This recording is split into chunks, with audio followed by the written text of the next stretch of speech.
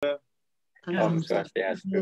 Om Wignamastu Namusidam. Om Tanme Manah Siwa Samkalpamastu. Semoga kita semua diberikan kesehatan dan pikiran yang jernih, senantiasa melingkupi kita semua.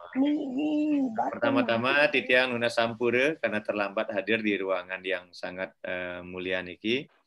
Karena terkendala dengan cuaca yang tadi coba dari gini muter-muter terus.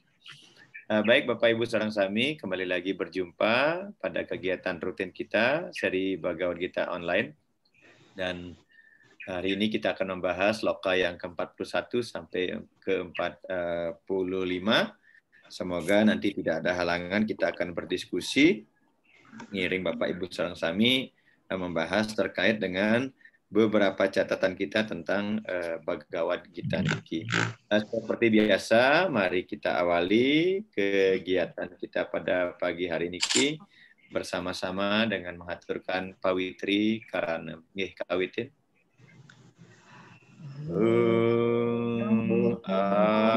Apawitra pawitro sarwa wasanggato biwa yasmaren pundari kaksa sabahya biantara suci Sri Wisnu, Sri Wisnu, Sri Wisnu. Kita memohon izin kepada beliau. Om Tatsat iti Srimad Bhagavad Gita Upanishadsu Brahma Vidyayam Yoga Sastre Sri Krishna Arjuna Samwade.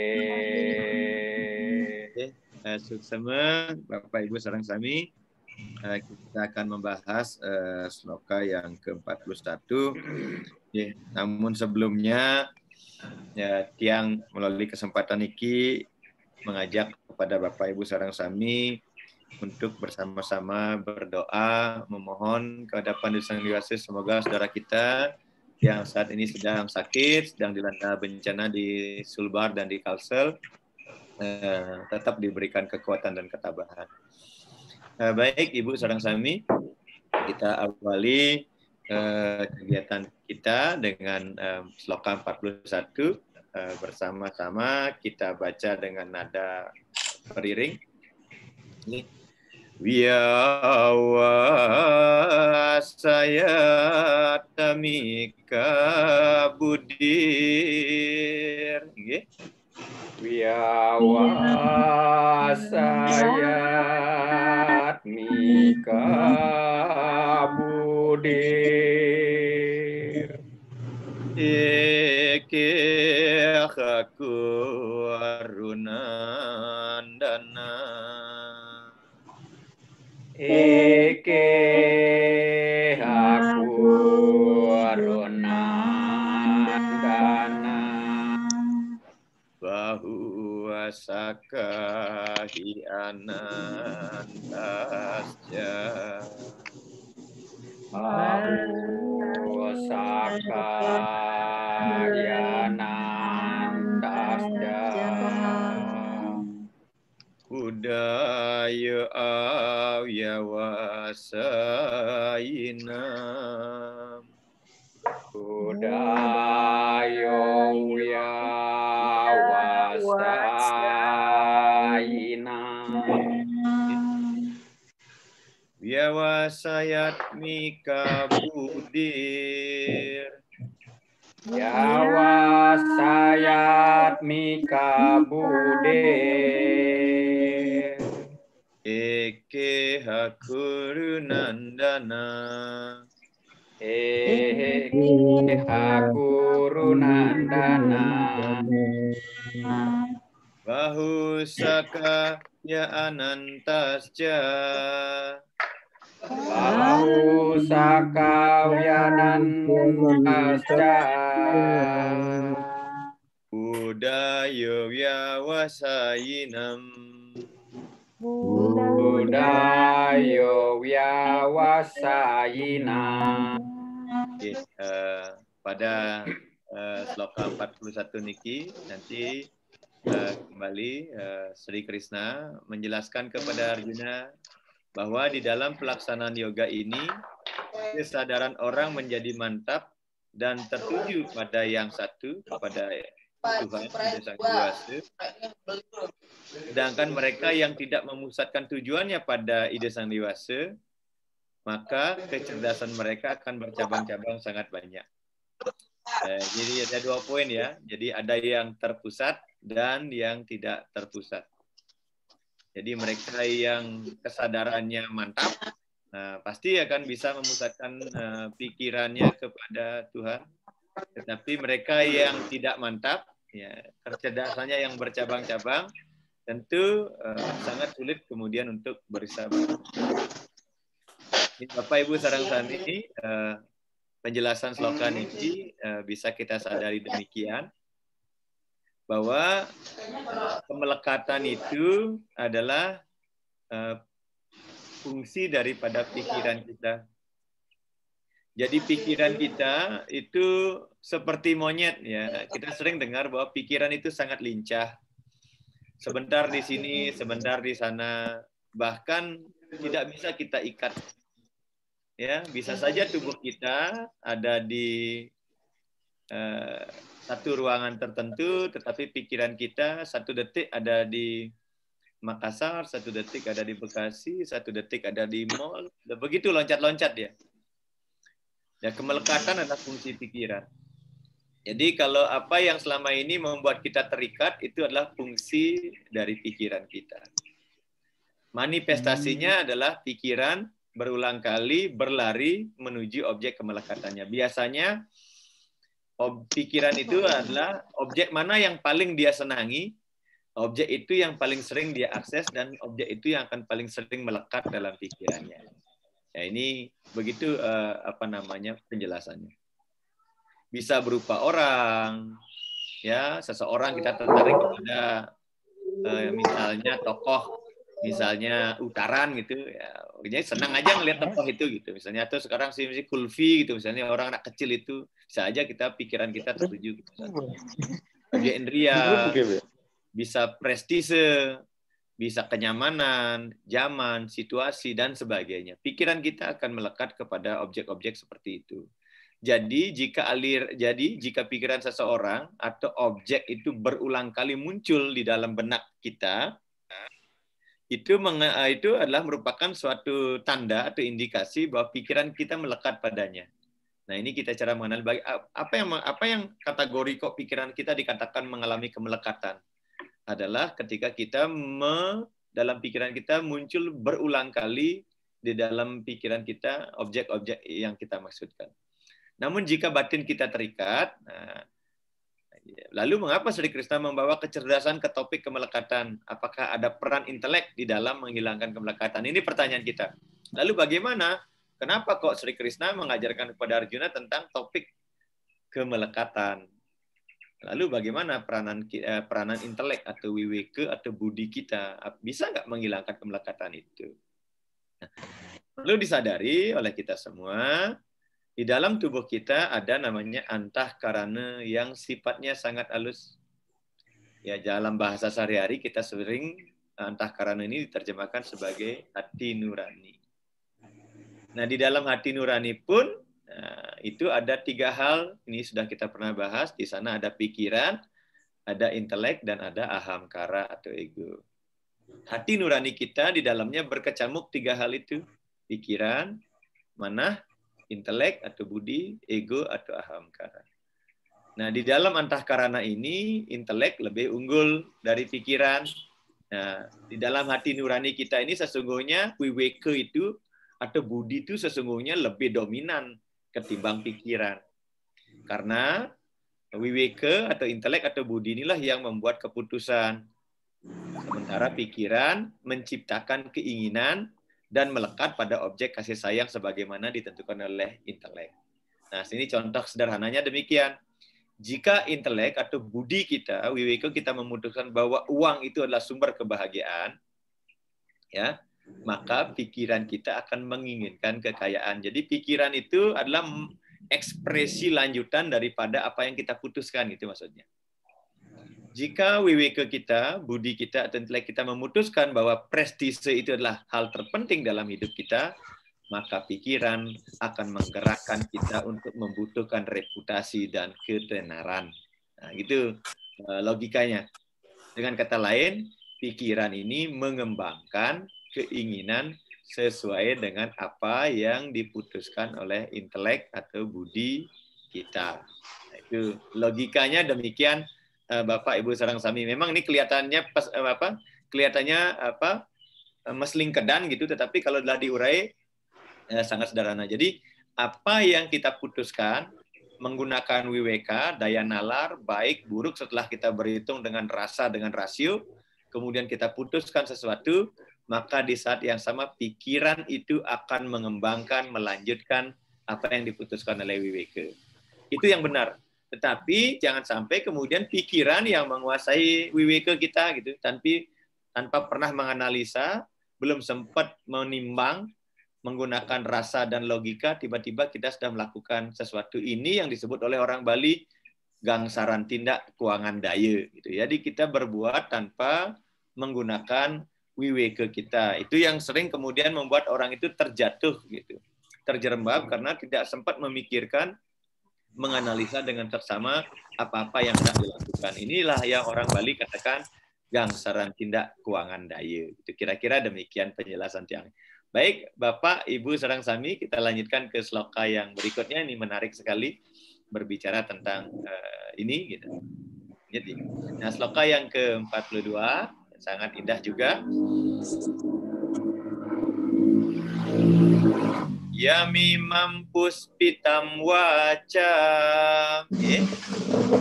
Yam imam puspitam waca. Prawadanti awipascita.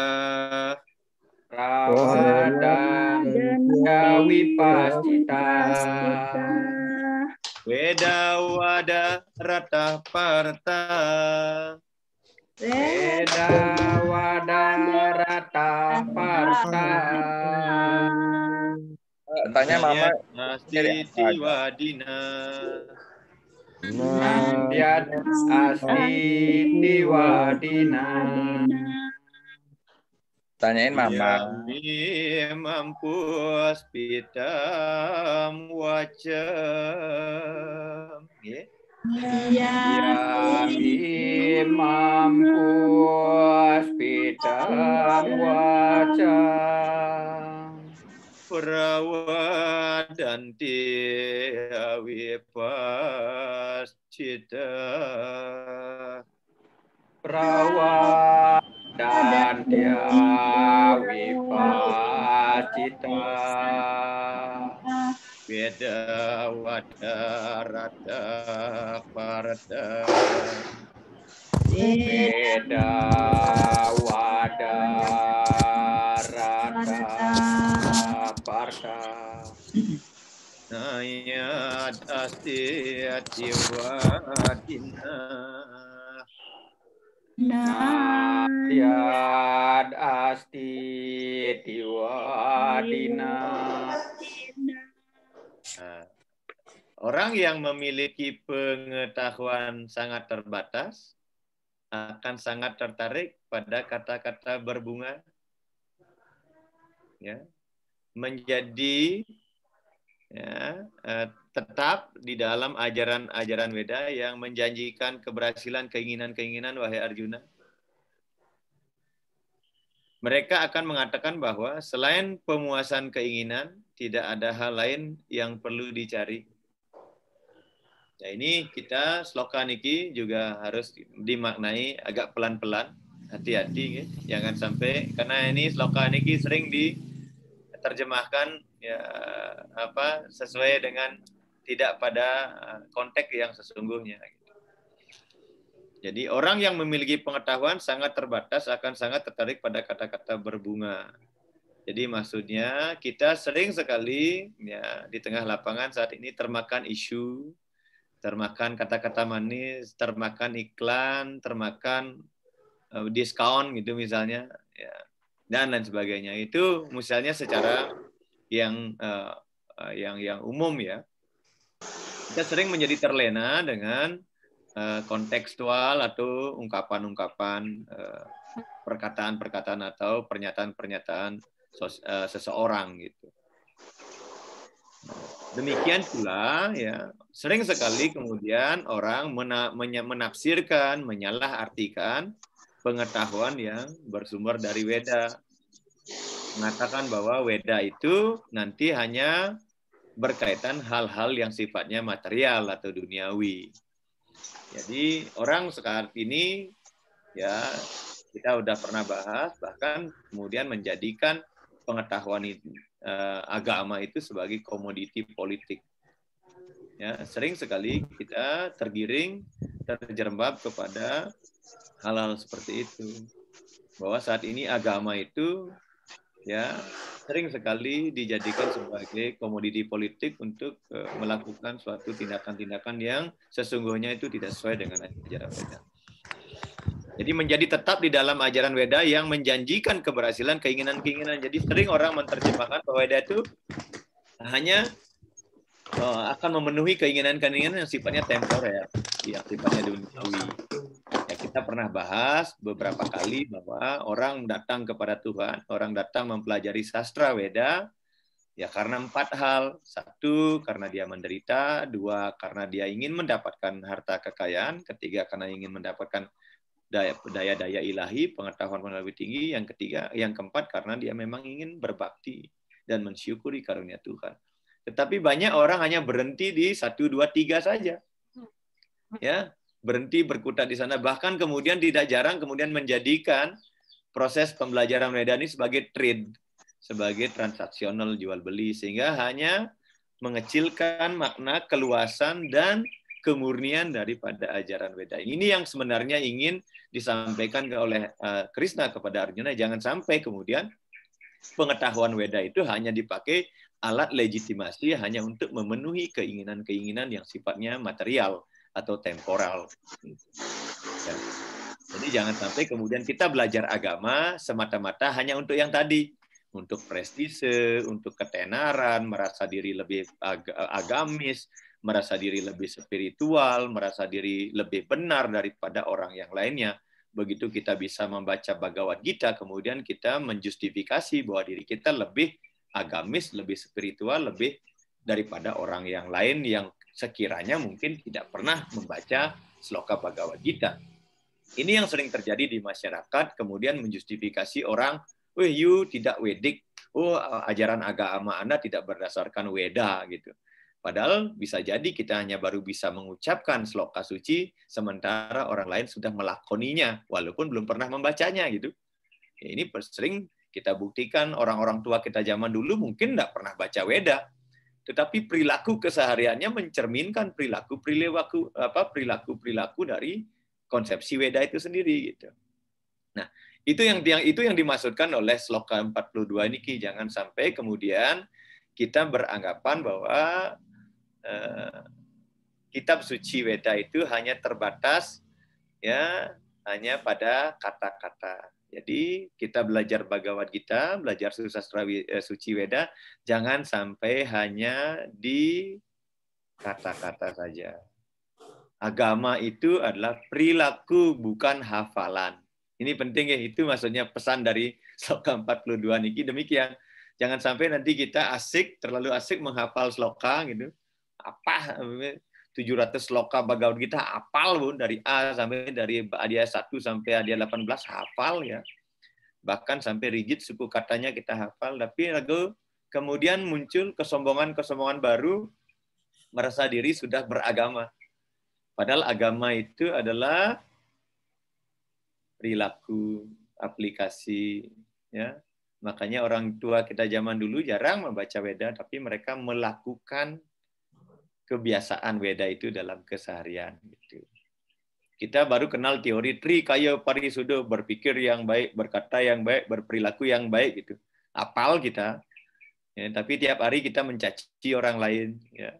Tiap hari kita memfitnah orang lain, tiap hari kita melakukan kegiatan yang bertentangan dengan apa yang kita ucapkan. Tiap hari pikiran kita dipenuhi oleh pikiran-pikiran yang buruk kepada orang lain dan lain sebagainya. Tapi teori tentang trikaya parisudanya ya 100 dapatnya kalau ulangan gitu. Nah, itu yang dimaksudkan oleh sloka 42 niki.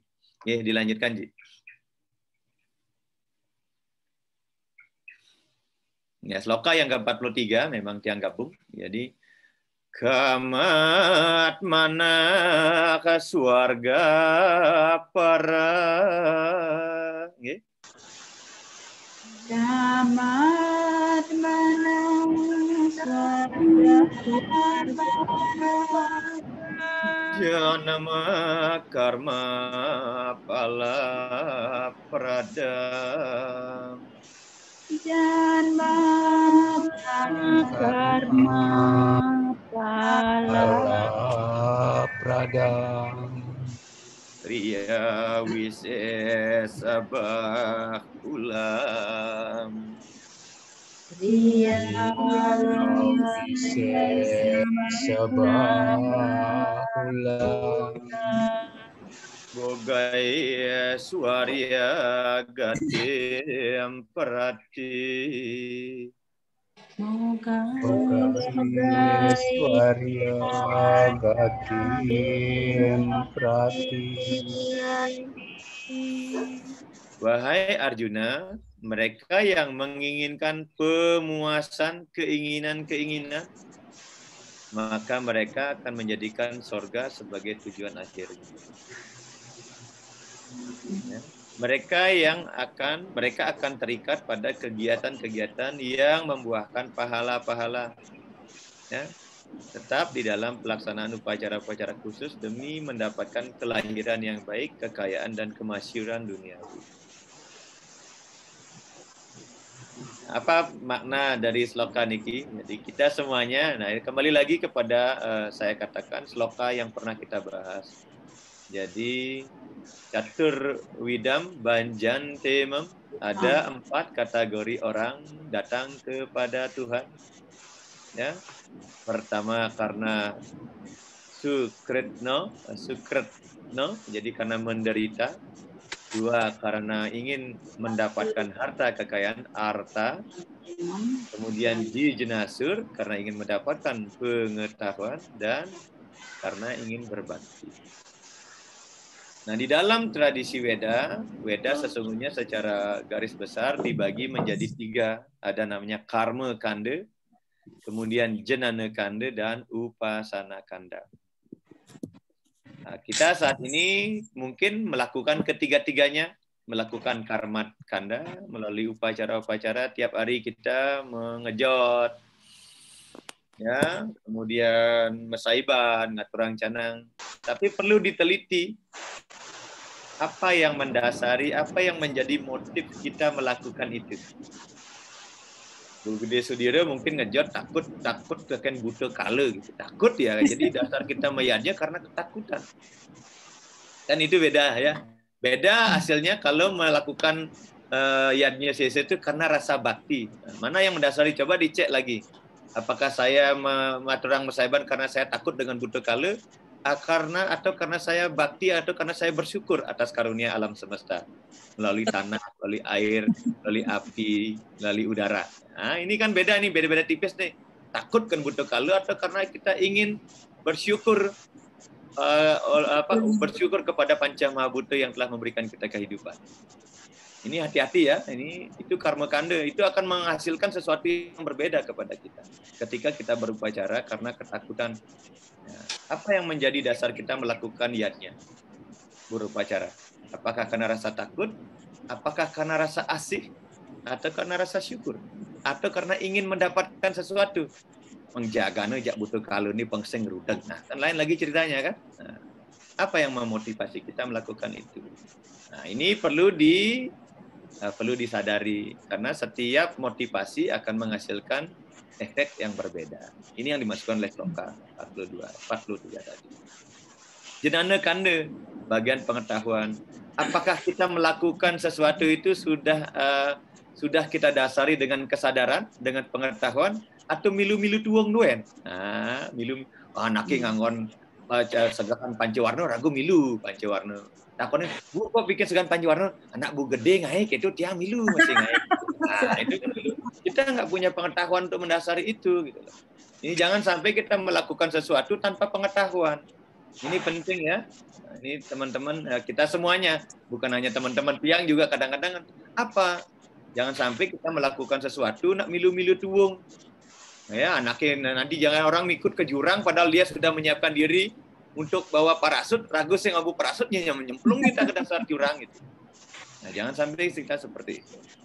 Kemudian upasana kanda. Pada saat kita melaksanakan kebaktian, pemujaan kepada Desa Sang Dewasa. Ya. Orang misalnya menggunakan misalnya nyembah peng solas, ragu milu peng solas padi Bu kalau di milu peng solas nyembah anak tetanggane peng solas nyembah ragu milu peng solas. Nah, jangan sampai kita melakukan sesuatu ketika melaksanakan kebaktian tanpa dasar. Ini penting disadari ya Bapak-bapak, Ibu-ibu semuanya kita. Apa yang mendasari kita melakukan karma kanda, janana kanda dan di dalam Mundaka Upanishad di sana dijelaskan mereka yang mempraktikkan ritual yang telah ditentukan dalam Weda untuk mendapatkan pahala surgawi dan kesadaran yang lebih tinggi sering kali menganggap diri mereka sebagai yang telah cerah. Nah, ini hati-hati. Ini seperti yang katakan tadi di sebelumnya bahwa ya biar kelihatan sekali setelah kita melaksanakan kegiatan keberagamaan, kita sudah merasa diri kita lebih cerah, lebih spiritual, lebih rohani, lebih agamis daripada orang lain. Padahal itu belumlah mencapai sesuatu yang tertinggi karena karena itu belum gitu ya. Jadi dikatakan oleh Mundaka Upanishad itu belum. Karena realisasi yang tertinggi nanti adalah kesadaran bahwa nanti kita akan bisa menerima orang lain, apapun latar belakangnya. Kita tidak pernah lagi menjustifikasi orang lain. Antara diri kita dengan diri mereka, kita akan menyadari bahwa kelebihan saya dan kekurangan mereka sesungguhnya adalah hal yang lumrah di dunia ini. Ya, karena saat ini kita masih seperti itu.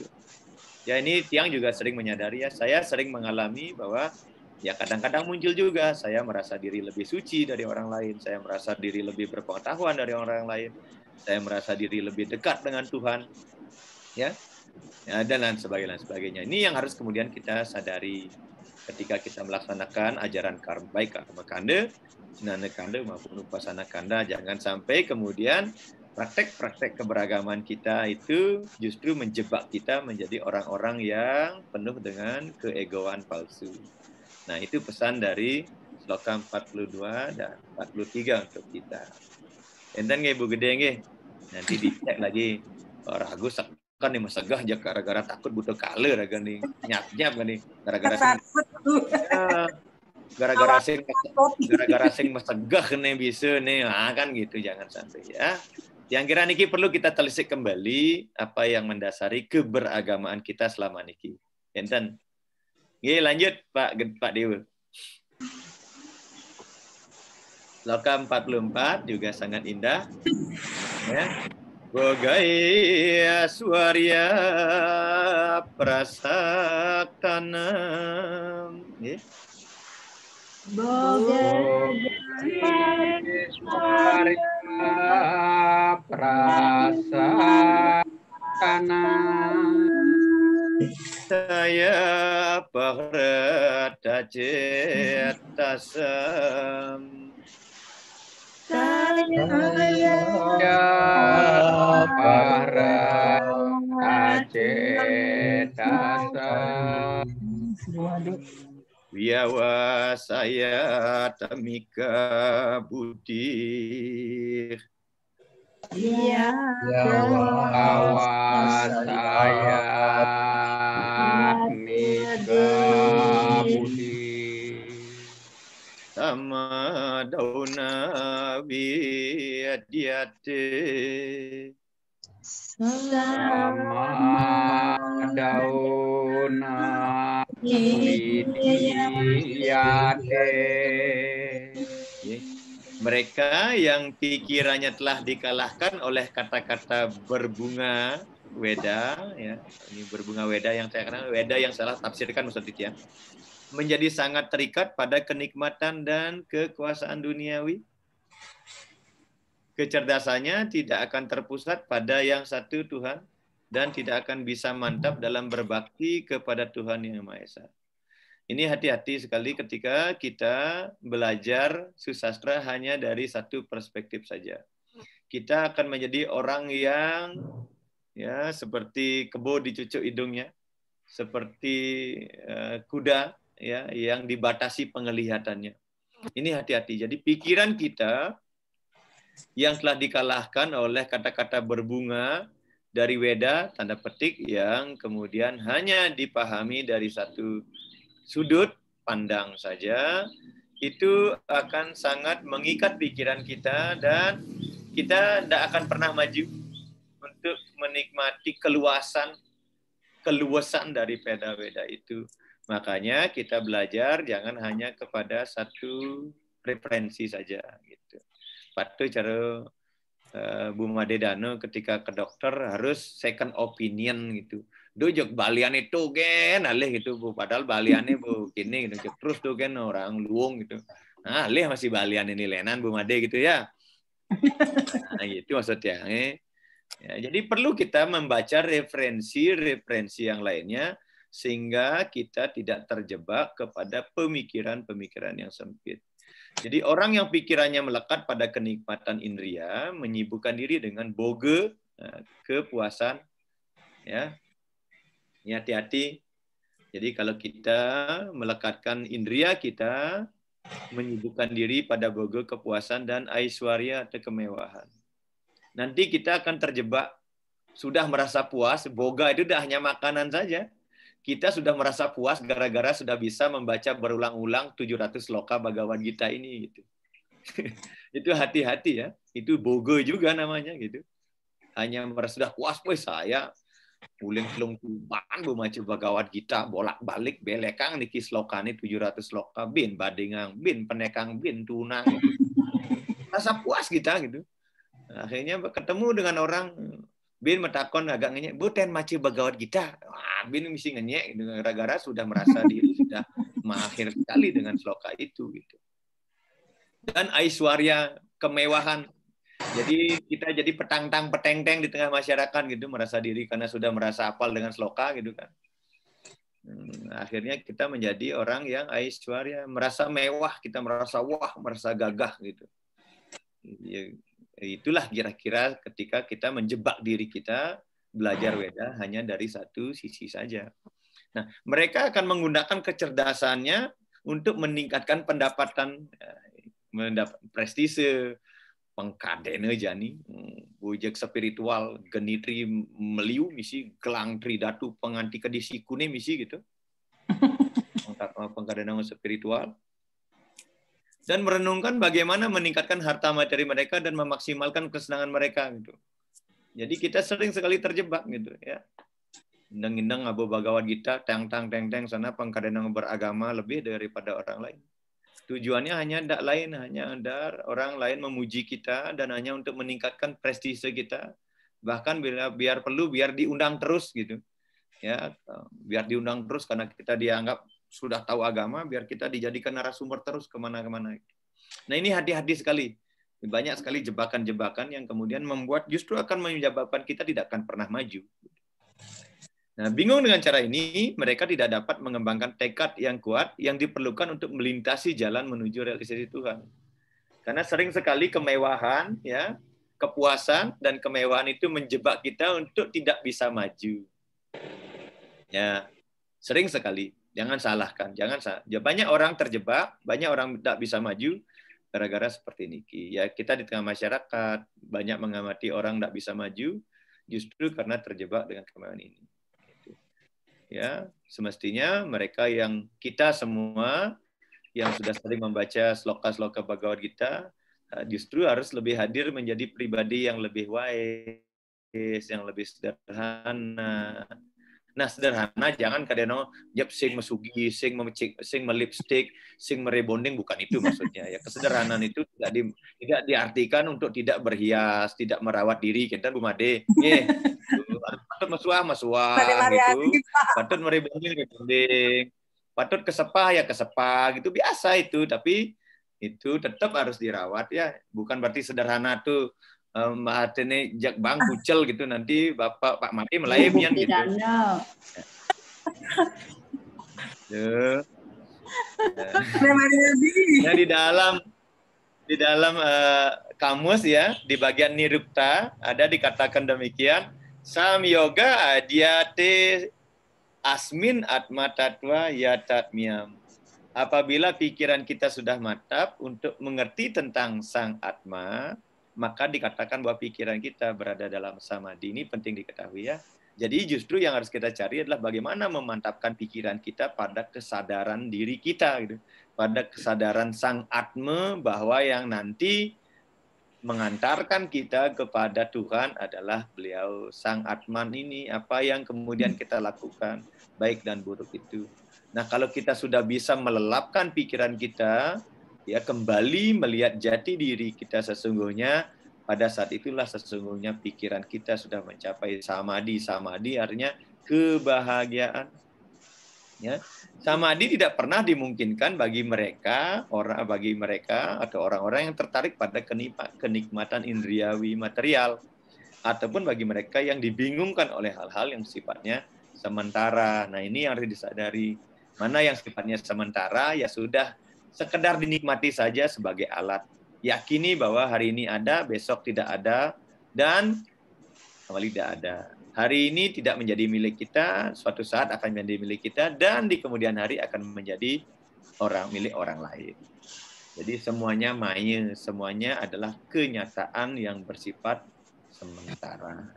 Yang hakiki itu adalah apa-apa yang menjadi bekal kita mulih ke gumiwaya, yaitu apa yang kita lakoni melalui pikiran, melalui perkataan, perbuatan, melalui simo krama kita dengan alam semesta, melalui ritual kita, melalui karma kanda kita, melalui jenana kita, pengetahuan kita, dan melalui upasana kita, melalui sembah subakti kita kepada Sang Yang Widi Wasa. Motif apa yang mendasari itu yang harus lebih kita kenali. Yang kira nike. Baik, terakhir, sloka 45. Sloka yang semakin indah lagi. Ya. Rayai gunya wisaya weda. Rai gunya wisaya weda.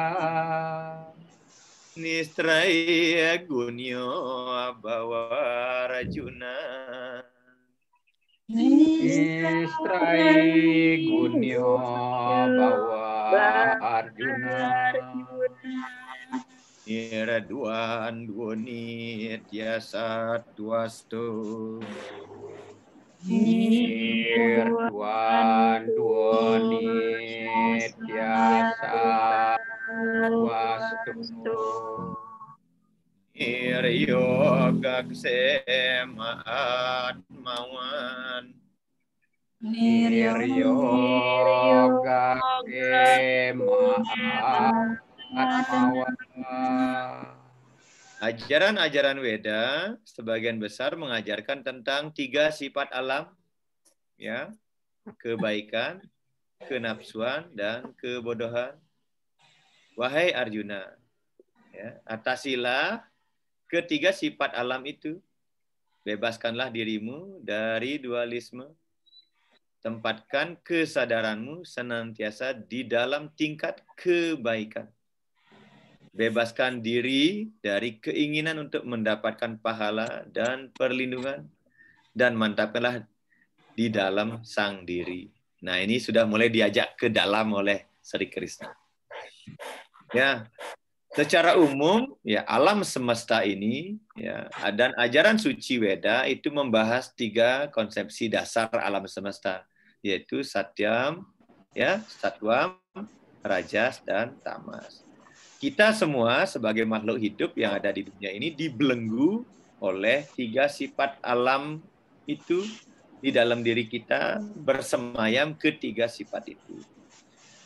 Ya, saat kita sembahyang guna satwamnya muncul. Saat kita harus bekerja keras, guna rajasnya yang dominan.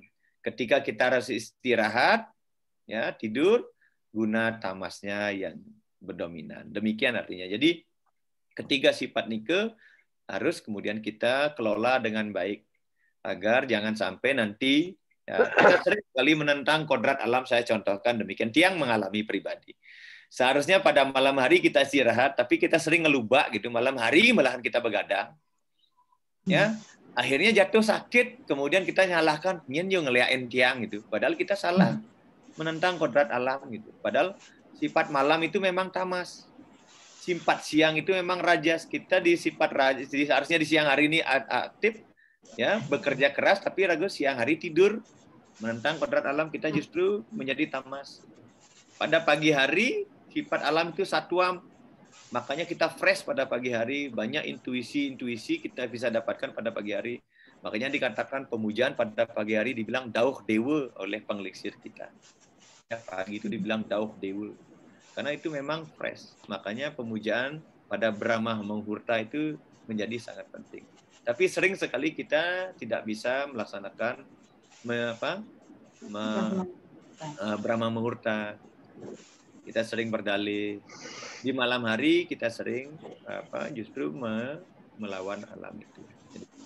Nah, itu yang terjadi. Nah, fungsi energi material itu mengikat jiwa dengan konsep kehidupan jasmani, 3 cara penyusunnya, yaitu satwa, rajas, dan tamas. Ini sifat alam ya. Jadi tidak ada manusia yang paling dominan saja. Kalau Pak Komang Mahawira pasti dominasinya satwa gitu.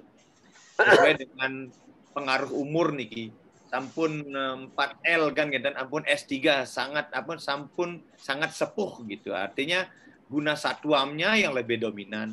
Kalau Pak Komang sekarang guna rajasiknya yang dominan, nah ini agak bahaya juga kan, dan nanti orang nanti bisa kita bilang tua-tua sapat lidi kan gitu kan Pak Komang gitu ya. Kira-kira ada aspek yang sudah tidak rajas lagi gitu ya. Gitu. Ya, kalau Pak Komang Yudi Suwardana pasti masih rajasnya masih bagus gitu. Sedang-sedangnya lah gitu, sedang semangatnya. Tetapi sifat itu berfluktuasi gitu ya. Hari ini kita membahas Bhagavad Gita, pasti guna satwamnya yang dominan. Pasti itu, karena kita sedang membicarakan ketuhanan. Nanti begitu kita kembali kandang bekerja sesuai dengan swadharma kita, harus patutnya angkul, masak, ya ngai segahan, harus mengajar, dan lain sebagainya, harus nyetir dan lain sebagainya. Kita mungkin sifat rajasnya yang dominan. Nanti begitu sore hari kita harus istirahat, ya guna tamasnya yang lebih dominan. Nah, proporsi relatif dari ketiga mode ini berbeda untuk setiap individu. Kita nggak bisa mengkalkulasi sama. Makanya inilah yang menyebabkan kadar kerohanian, kadar kesadaran, dan kadar spiritual orang berbeda-beda. Ya, karena kondisi guna ini, setiap individu berbeda-beda, tidak ada yang sama. Makanya ketika kita mengajarkan sesuatu seperti Pak Komang, karena menjadi dosen gitu, pasti mahasiswanya beda-beda karakternya, beda-beda daya tangkapnya, beda-beda kondisinya. Makanya sebagai guru yang baik, sebagai dosen yang baik, kita tidak bisa menetapkan standar yang sama kepada individu yang berbeda. Itu kira-kira Pak Komang. Karena gunanya berbeda. Apalagi masalah kerohanian. Ya, kita sudah bahas one man, one method. Kita hanya bisa menerapkan satu cara kepada orang yang berbeda karena guna karmanya berbeda, swadharmanya berbeda. Nah, kita Weda menerima perbedaan ini dan memberikan tuntunan yang sesuai untuk semua jenis. Nah, Weda itu sangat luas, sangat fleksibel. Setiap level kesadaran itu diberikan ruang oleh Ida Sang Hyang Dewasa. Apakah dia karma kanda, apakah dia jenana kanda, apakah dia upasana kanda. Tidak ada yang lebih benar dan tidak ada yang salah. Ya, orang bakti benar, orang karma benar, orang jenana benar, orang raja yoga juga benar. Tidak ada yang mengatakan bahwa orang yang raja marga saja yang benar. Kemudian menyalahkan orang yang melaksanakan ajaran bakti marga. Atau orang Bhakti Marga mengklaim dirinya lebih benar, kemudian menyalahkan orang yang menjalankan ajaran Karma Marga. Atau orang Karma Marga mencemooh orang yang melaksanakan jenana kandu cai sing ten kepura buku gen.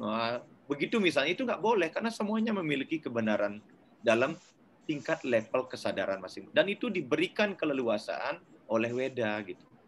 Makanya selama ini belakangan ini kok orang kemudian gebiah uyah menjustifikasi merasa dirinya lebih beragama. Kemudian menjelekkan, menyalahkan cara orang beragama. Ini yang kemudian harus kita pahami bersama-sama ya. Jadi gunjang-ganjing di dunia maya, di tengah masyarakat, itu yang terjadi. Karena padahal Weda sudah sangat jelas. Semuanya diberikan porsi, diberikan landasan untuk mereka berbuat.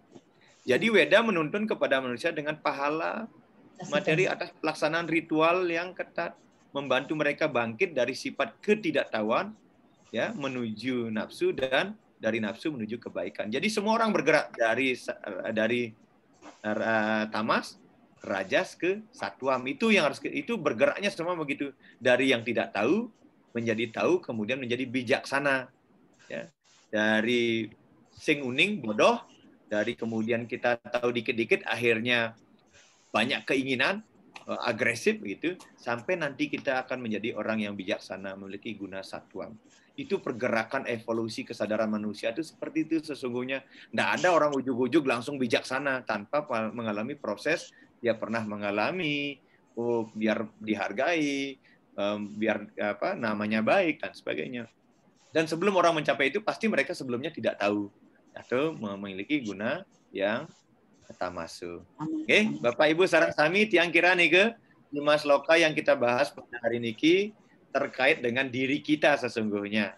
Nah, apa yang kemudian menjadi dasar kita melakukan aktivitas dalam kehidupan kita sehingga kita layak untuk kemudian maju di dalam langkah-langkah spiritualitas kita. Tiang kira nih ke yang bisa tiang bahas. Kebetulan niki wenten panglingsir banyak yang hadir. Ada Pak Mangku Astono, ada Pak Nyoman Nese, ada Bu Gusti Ayu Laksmi, ada Haji Putulak Saneguna. Yang kira tentunya pertemuan hari ini akan sangat menarik. Gitu yang kembalikan ke Haji Dewa. Raris Haji Dewa, suksema pisan. Om Santi Om. Suksema ini Mak Jero Mangku, suksema. Weh, niki gurun tiang, Raris Pak Mangku, beli Mangku, Raris beli Mangku. Nggih, suksema niki udah luar biasa niki beli mengikuti dari tadi luar biasa, bagus. Ledangang. Nggih, suksema Pak Mangku, Pak Mangku Danu, juga ada Pak Mangku Astono, semua sudah hadir. Nggih, silakan Bapak Ibu yang ingin bertanya di sesi kali ini terkait apa yang sudah dijelaskan oleh Pak Mangku Danu. Silakan Pak Komang. Om Swastiastu. Om Swastiastu Pak Komang. Mohon maaf niki Pak Jero Mangku. Pertama yang setuju dengan yang disampaikan oleh Pak Mangku tadi, pembahasan yang tadinya kelihatan sederhana, begitu dibahas oleh Pak Jero Mangku tadi luar biasa. Akhirnya kita dapat pencerahan yang luar biasa ini. Oke. Tiang ingin bertanya niki. Tapi sebelumnya tiang ngecek dulu apa suara bisa ini ya, karena di Makassar agak terganggu nih sinyal. Bagus Pak Komang, bagus. Nggih, suksema, nggih tiang lanjut nggih. Tiang tanyakan seloka 44 apabila kita hubungkan dengan seloka 41 tadi nggih. Di seloka 44 itu kan intinya apabila pikiran sudah mantap untuk mengerti sang Atma, maka dikatakan pikiran berada dalam keadaan samadhi. Samadhi itu artinya pikiran yang mantap. Namun di seloka 41 dikatakan tadi bahwa pikiran itu harus mengikuti intelektual atau wiweka. Wiwekalah yang harus diutamakan untuk bisa mengendalikan pikiran sehingga pikiran itu tidak melekat pada satu objek tertentu.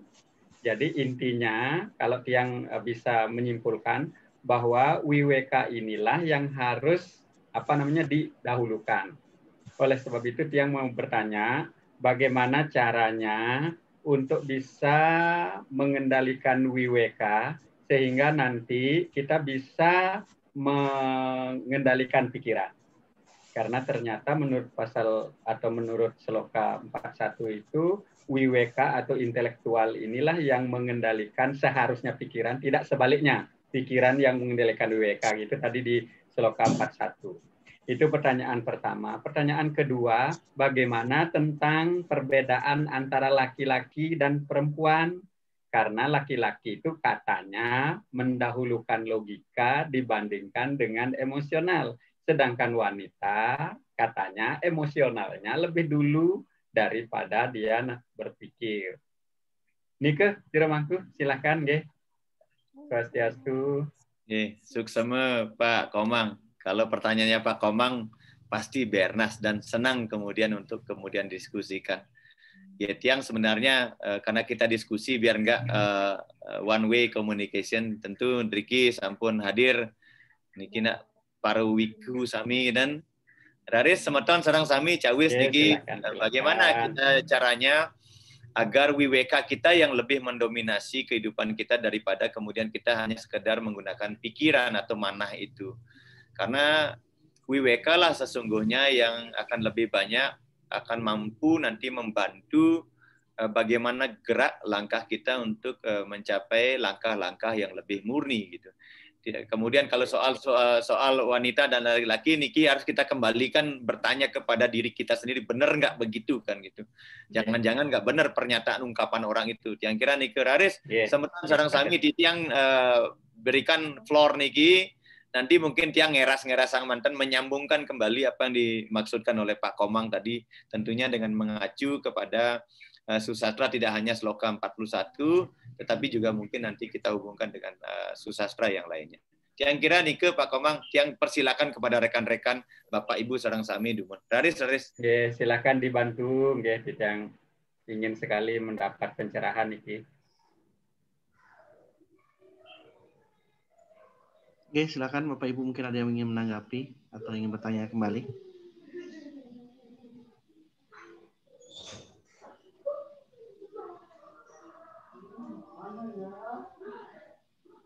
Oke, Bapak Ibu.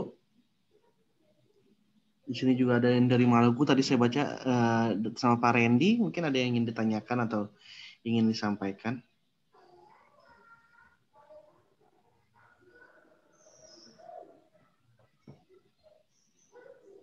Wenten sebentar. Raris Pak Wenten ada Pak Nyoman Darmayase, ada Pak Wahyu. Pak Wahyu lagi ngajar kali nggak salah ya. Ada banyak nih sebenarnya. Tolong dulu Pak.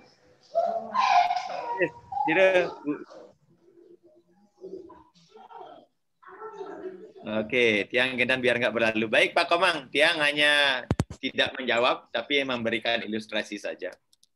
Silakan. Kita sudah pernah membahasnya bahwa di awal adiaya kedua niki ketika Sri menjelaskan tentang konsepsi 24 padarta ya, 24 elemen dasar yang menjadikan kosmologi alam semesta, keberadaan alam semesta niki, mulai dari Purusha, Prakrti kan gitu kan, Mahat, kemudian ada Manah, Budi, Ahamkara, kemudian Panca Tanmatra, Panca Karmendriya, Panca Budindriya, Panca Mahabhuta, kan gitu kan, Sukla, Swanita, kemudian ada kehidupan. Bahwa memang kemudian ada triguna daripada alam semesta juga yang kemudian didesain oleh Tuhan untuk mengikat kosmologi. Nah, di dalam diri kita, di dalam tubuh kita, Niki, kita berbicara diri kita, di dalam tubuh kita sudah bahas bahwa tubuh kita ada 3 lapisan secara umum, orang mengatakan Tri Sarira, Stula Sarira, Suksma Sarira, dan Antahkarana Sarira. Nah, dari ketiga lapisan tubuh kita itu kemudian didescribe lagi, ya, dirigidkan lagi bahwa tubuh kita ini sesungguhnya terdiri dari beberapa lapisan atau kita kenal sebagai kosa. Ada namanya ana maya kosa, yaitu tubuh yang dibentuk oleh apa yang kita makan dan apa yang kita minum, kan begitu. Ana itu makanan, jadi ana maya kosa, lapisan tubuh yang dibentuk oleh makanan dan minuman. Kualitas makanan dan minuman. Jadi kualitas makanan dan minuman ini juga akan mempengaruhi daya intelektualitas kita, gitu Pak Komang. Ya. Satu, misalnya jenis makanannya sudah makanan pedas, tiap hari makan pedas, atau tiap hari makan beguling, tiap hari makan yang membuat diri kita itu tensinya naik, ini baru jenis ini. Itu sudah akan mempengaruhi sistem kerja intelektualitas kita, akan mempengaruhi sistem budi kita. Ya, makanan ini. Baru. Kemudian belum lagi bagaimana makanan itu didapatkan, kualitas makanannya. Apakah didapatkan dengan cara dharma atau dengan cara tidak dharma? Ini juga akan mempengaruhi kualitas daya nalar kita, kualitas wiweka kita, kualitas budi kita. Belum lagi proses bagaimana makanan itu diolah. Kalau Bu Gede Sudire pada saat makan sambil ngedumel, gara-gara bangun pipis bedikan aja Pak Gede, lain lagi cita rasa masakannya gitu. Ya. Jadi beda dengan orang memasak dengan penuh cinta. Bang Opis bedik, nah kangguang uyah, kangguang nama ciwaya sambil dia berdoa. Ratu betara yadian kidik di tiang bang jinah, mogi ini tidak dosa mertu. Begitu dia sambil berdoa. Jadi antara bagaimana cara mendapatkan makanan itu, bagaimana makanan itu diolah, dan jenis makanan apa yang dia makan, itu pertama kali sudah mempengaruhi kualitas wiweka kita. Itu baru dari ana, Pak Komang. Yang kedua, lapisan yang kedua, mano maya kosa. Ini pikiran kita. Bagaimana kemudian pikiran ini mendapatkan makanan dari dasa indria kita. Karena apa yang kita lihat, apa yang kita dengar, ya, apa yang kita sentuh, di mana kaki kita melangkah, apa yang dicerna oleh tubuh kita, apa yang kita ucapkan, dan apa yang kita endus dengan hidung kita, itu akan memberikan reaksi kepada pikiran kita. Nah, apa yang kemudian terakumulasi yang dicerap oleh pikiran kita akan mempengaruhi kadar intelektualitas kita. Ini juga hati-hati Pak Komang. Ya. Setiap hari kita nggak sadar kalau tiap hari kita lebih banyak mendengerin gosip daripada dengerin berita-berita yang benar.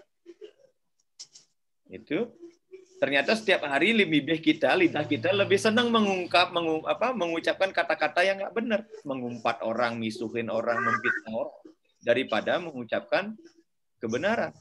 Ini hati-hati juga. Ini juga akan mempengaruhi kualitas daripada wiweka kita, ya, kesadaran kita. Budi kita, gitu. Ya semakin banyak, ya indria kita menyerap anasir-anasir yang negatif, maka budi kita akan semakin tumpul, wiweka kita akan semakin dilemahkan. Baru lapisan yang kedua, lapisan yang ketiga, jenana maya kosa, pengetahuan. Apa yang kita pelajari dalam kehidupan ini? Ya kalau kita hanya suka mempelajari kejelekan orang lain, ya sukanya membaca hal-hal yang justru tidak mendukung budi kita berkembang, ya kita juga, maka jenana maya kosa kita juga akan mempengaruhi kualitas kesadaran itu, kualitas wiweka kita. Kemudian prana maya kosa, bagaimana kemudian kita menggunakan 10 energi vital dalam hidup kita. 10 energi, kita punya dasa bayu dalam diri kita. Punya 10 energi vital dalam. Bagaimana kita? Nggak usah lah banyak, nggak usah ke 10-nya. Bagaimana kita menggunakan energi hidup nafas kita ini? Ya, apakah kita hambur-hamburkan? Ya, belum lagi energi yang lain itu. Ampura pengen banget kita semuanya rata-rata grehaste misalnya. Ya, kalau setiap hari kita hamburkan 40.000 kalori untuk seksualitas, habis energi wiweka kita. Hanya pikiran kita jatuh doen gitu. Ya. Habis energi kita hanya untuk seksualitas. Belum prana-prana yang lain. Nah, tiang kira, lalu bagaimana caranya agar kita kesadaran ini justru yang lebih mendominasinya? Kan ini penting, Pak Komang. Nggih. Ini bagaimana dari pertanyaan Pak Komang, bagaimana caranya agar wiweke kita ini yang dominan mengendalikan kehidupan kita daripada kemudian yang lainnya? Nggih. Bagaimana caranya? Maka ya dijelaskan lagi bahwa tadi di sana ada namanya karma kanda, ada jenana kanda dan upasana kanda. Jadi Weda sudah mengarahkan bagaimana agar wiweka kita itu diarahkan ke sana. Ketika kita melaksanakan karma kanda gitu, kegiatan-kegiatan yang menggunakan fisikal, menggunakan indria, menggunakan dasa indria kita ini, maka yakinkan dulu bahwa karma kanda itu adalah karma kanda yang mendukung kesadaran. Jangan kemudian itu digunakan hanya untuk memuaskan indria yang lainnya, gitu. Hanya sekedar untuk memuaskan, mencari ketenaran, mencari kemasyuran, mencari boga dan aiswarya, kan gitu. Jangan sampai hanya untuk menjadi boga dan aiswarya. Bukan untuk kepuasan dan kemewahan, tetapi semata-mata agar untuk memupuk kesadaran ini. Jenana kanda juga demikian, ya. Pengetahuan yang kita pelajari semata-mata agar kita menjadi orang yang lebih wise. Jadi bukan yang lainnya. Gitu. Termasuk upasana kanda, kebaktian yang kita lakukan, puja bakti yang kita lakukan kepada dalam kehidupan kita sehari-hari, baik yang nitya karma puja maupun yang naimitika karma, naimitika karma puja yang esensial, semata-mata adalah dalam rangka untuk agar kita bisa menemukan realisasi Tuhan itu. Makanya ujung daripada konstelasi itu adalah renunciation, adalah kontemplasi, adalah kembali merenung ke dalam. Konsepsi ini yang kemudian dikenalkan oleh yoga, nanti dalam adia berikutnya ada ajaran yoga. Makanya Bhagavad Gita selalu ada istilahnya wisada yoga. Yoga, makanya ini yang kemudian dikenalkan oleh Bhagavad Gita, yaitu karma yoga. Jadi karma yoga itu bekerja, tetapi menjadikan kerja itu sebagai jembatan. Yoga, yuj, menghubungkan diri kita kepada Tuhan, gitu loh Pak Komang. Jadi jangan kemudian kita hanya sekedar bekerja, tetapi bagaimana agar kerja ini menjadi yoga. Makanya bilang karma yoga, ya, jenana yoga, bhakti yoga, gitu. Jadi bukan karma marga, marga itu jalan, tapi bagaimana agar jalan ini menjadi yoga. Yud, menghubungkan diri kita dengan Tuhan. Ini yang harus kita miliki, bahwa ketika kita bekerja, memang kita bekerja, tetapi semata-mata pekerjaan kita ini adalah untuk yang tadi, bakti kepada kesadaran itu, bakti kepada Sang Yang Atma. Kita sedang ngempu, ya, kita sedang ngopenin yang diri kita yang di dalam ini. Bukan untuk ngopenin badan saja.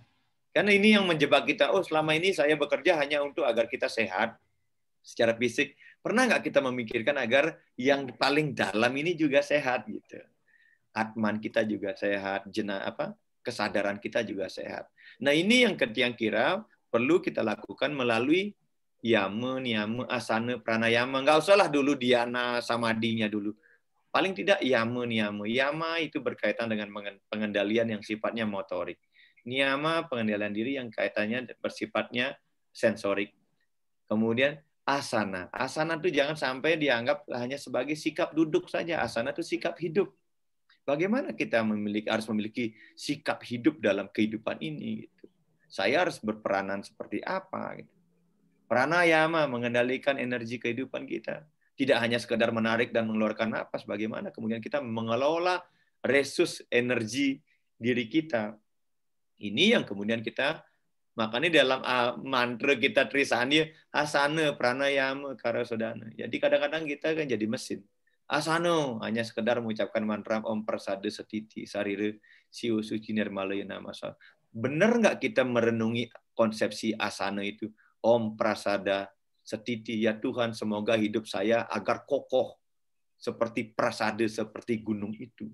Berarti kita udah nggak boleh tengok kanan, tengok kiri, begitu kira-kira. Itu benar-benar fokus. Siwa suci nirmala namanya, agar hamba bisa mencapai kesucian seperti halnya Batara Siwa yang tak ternoda.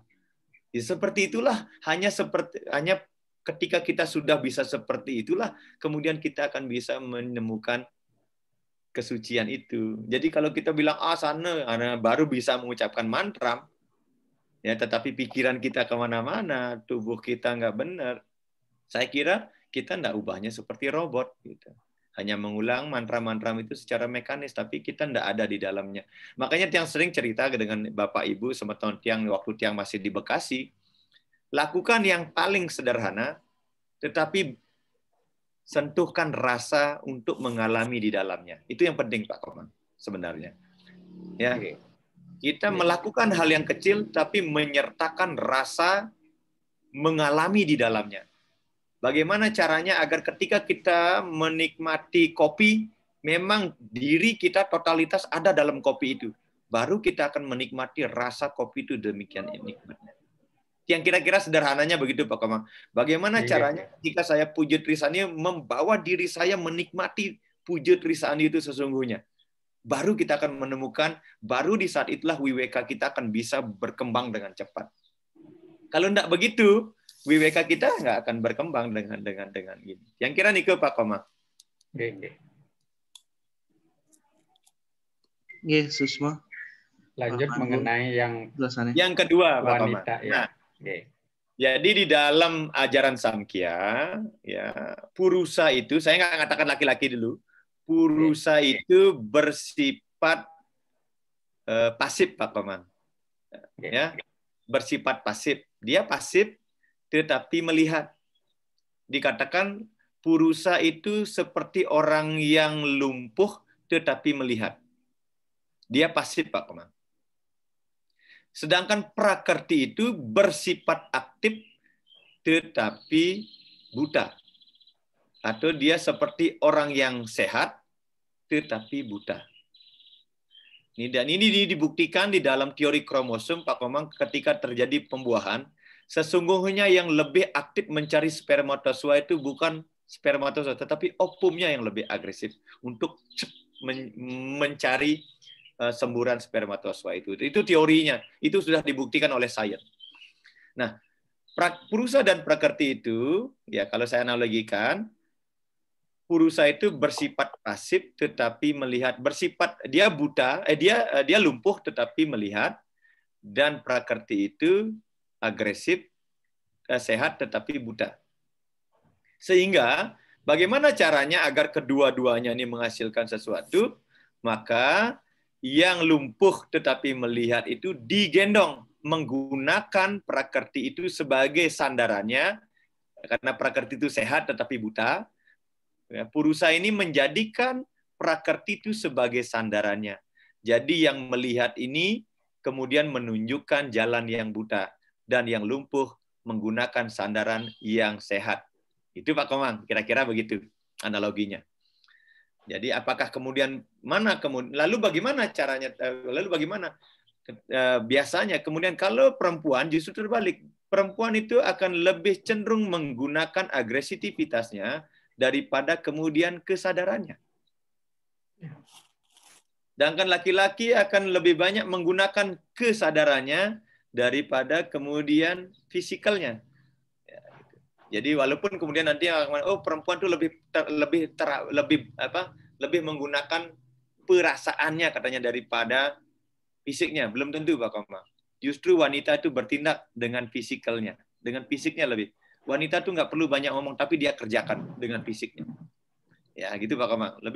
Jadi secara teori Wedik justru wanita itu akan lebih cenderung melakukan pekerjaannya itu berdasarkan agresivitas fisikalnya, tetapi tanpa kesadaran.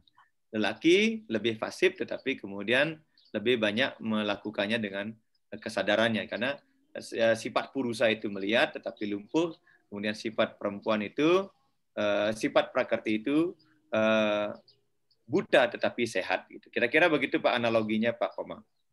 Yang kira mungkin itu akan banyak teori, bisa saja dari berbagai macam perspektif, mana yang kemudian dikaji gitu kan. Ada yang mengatakan karena wanita itu lebih lembut sehingga perasaan yang lebih dominan ketimbang kemudian yang lainnya. laki-laki karena dia merasa lebih kuat, akhirnya kemudian mungkin nampak fisiknya kemudian yang dia gunakan. Yang kira nih ke Pak Kom. Itu saya kira teori fluktuatif, tapi kalau kita mengacu kepada konsepsi Samkhya, ya sifat purusa itu begitu, sadar tetapi lumpuh. Kemudian sifat prakrti itu dia buta tetapi sehat begitu Pak. Semua. Terima kasih. Siap Pak Mangku. Suksma. Mungkin ada lagi? Tadi saya lihat di grup di chat ada dari Pulau Buru Maluku, Roni dan Randy. Mungkin ada yang ditanyakan mumpung lagi jauh sekali ya. Salam ketemu dengan sebentar dari Pulau Buru. Ini atau Bapak Ibu yang lain ingin bertanya?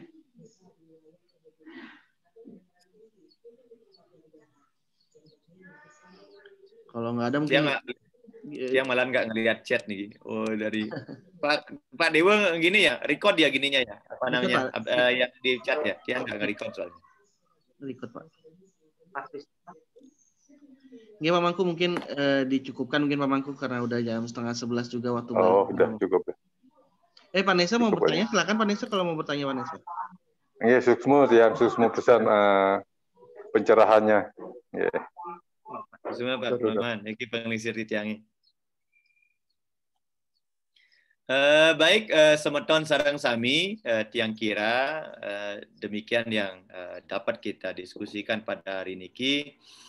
Ada beberapa catatan poin yang tiang ingin ulang kembali bahwa mari kita bersama-sama kembali menyadari bahwa dalam kehidupan kita ada yang bergerak secara simultan yang kita lakukan.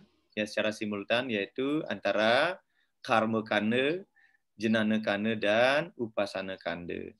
Lalu bagaimana caranya agar kehidupan kita lebih mengedepankan rasa dan rasio gitu ya Pak Komang ya. Jadi antara rasa dan rasio. Orang Bali malahan ditambahkan Pak Komang. Wiraga, wirama, wirase gitu Pak Komang. Jangan ini bagaimana caranya mensinergikan ketiganya.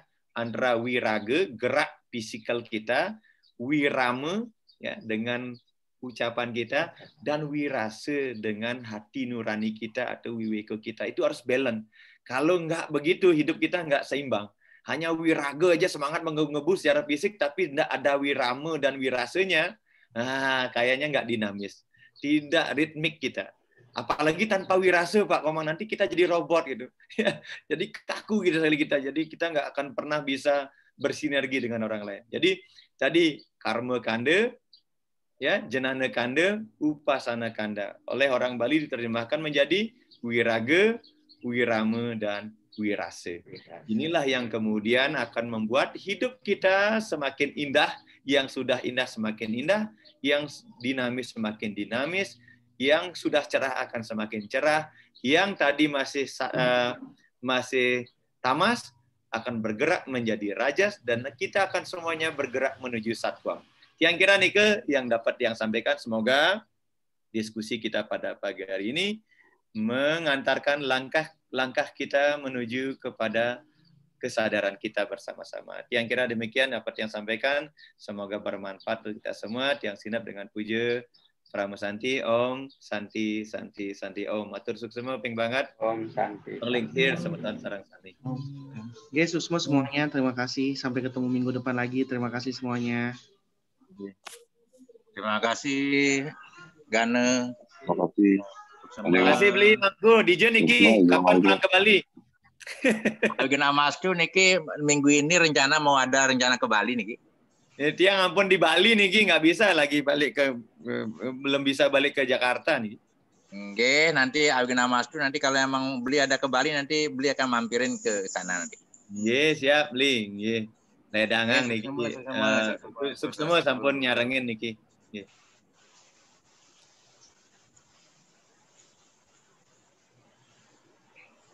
Terima kasih Pak Dewa, terima kasih Bu Giri, terima kasih semuanya. Makasih. Izin saya end grupnya. Terima kasih semuanya. Pak Dewa, Pak Komang, sebentar Sami, Yesus semua. Utara Rahayu, sehat semua. Bye.